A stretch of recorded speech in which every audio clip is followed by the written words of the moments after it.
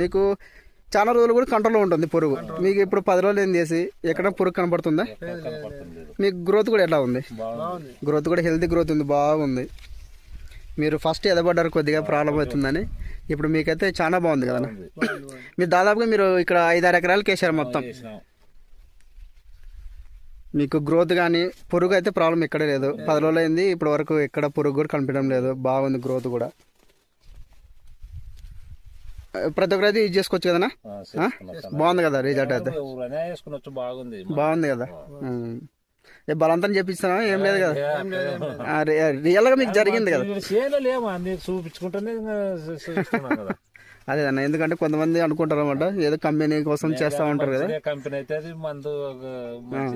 Okay అన్న, okay అన్న. తొందరగా వస్తుంది, ఎక్కువ రోజులు బాల్కి వస్తుంది. గ్రోత్ కూడా చాలా బాగుంది కదా. ఓకేనా, మీకు బాగుంది అన్న? థ్యాంక్ యూ అన్న.